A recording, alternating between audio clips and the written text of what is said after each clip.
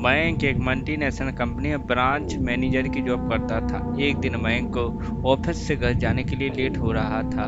सर्दी का मौसम होने के कारण रात भी जल्दी हो गई थी और ठंड भी शुरू हो चुकी थी।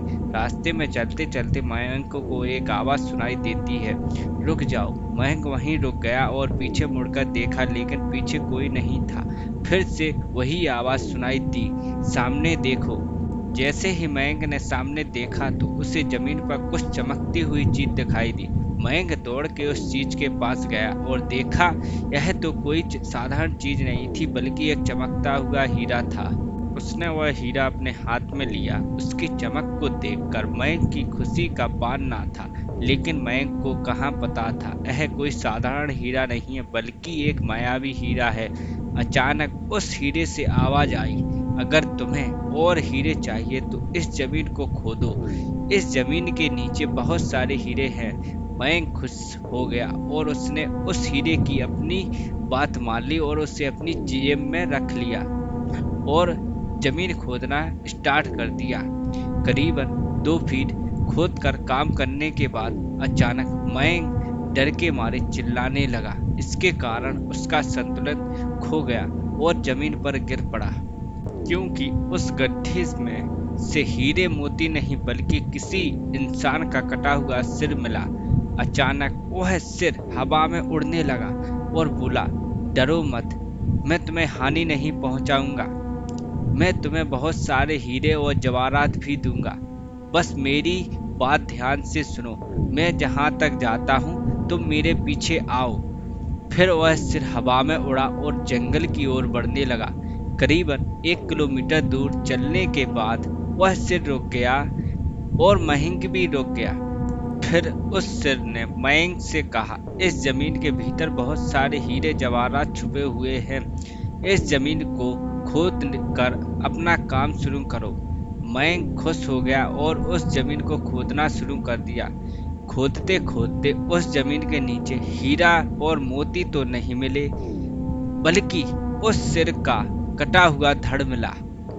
उस सिर ने कहा, अब तुम्हें एक आखिरी काम करना है, उसके बाद मैं तुम्हें माला माल कर दूंगा। तुम्हें कहीं से एक लोटा खून लाना होगा। मयंक ने बोला, एक लोटा खून? पर मैं एक लोटा खून कहाँ से लाऊंगा? फिर उस सिर ने कहा, चलो मेरे साथ। वो डरावना चेहरा मयंक को लेकर अपने साथ चला। थोड़ी दूर आगे पहुंचकर वहां उसे एक इंसान को जाते हुए देखा। वो सिर बोला, उस इंसान को मार कर उसका खून ले आओ। मयंक डर गया और बोला, नहीं नहीं, यह मुझसे नहीं होगा। मैं यह नहीं कर सकता हूँ। अगर तुमने काम नहीं किया तो मैं तुम्हें बहुत बड़ी मुसीबत में डाल दूंगा। फिर तुम्हारी पूरी जिंदगी नरक बन जाएगी। मयंक ने हाथ जोड़कर उससे कहा, मुझे माफ कर दो।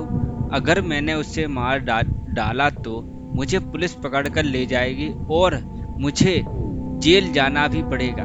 उस सिर ने अपने तंत्र मंत्र की शक्ति से एक छुरी और लोटा प्रकट किया और गुस्से से बोला, अगर तुम मेरा यह काम नहीं करोगे तो तुम्हारे पूरे परिवार की मौत निश्चित कर दूंगा। मयंक ने मजबूरी में आकर एक आदमी को मार डाला और उसका खून लेकर उस सिर के पास गया। वो खून को देखकर बहुत खुश हुआ और बोला, यह खून मेरे शरीर में डाल दो। उस सिर ने के कहने पर मयंक ने खून को उसके शरीर में डाल दिया। फिर कुछ ही देर में वो कटा हुआ सिर उस शरीर से जुड़ गया। यह देखकर मयंक की हालत बहुत खराब होने लगी। वो उस भूत को देखकर काफी डर गया।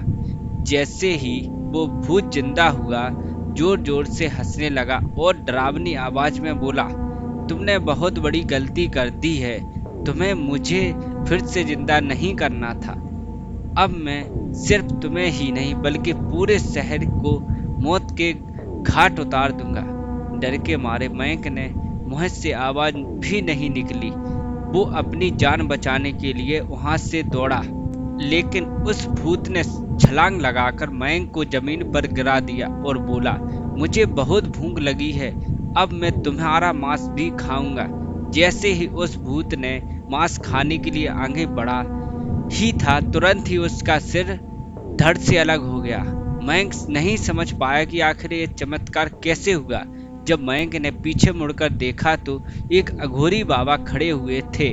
उस अघोरी बाबा ने कहा, जब तुम उस आदमी को मारकर उसका खून ले जा रहे थे, तभी मैंने देख लिया था और मैं समझ गया था कि कुछ तो बुरा होने वाला है।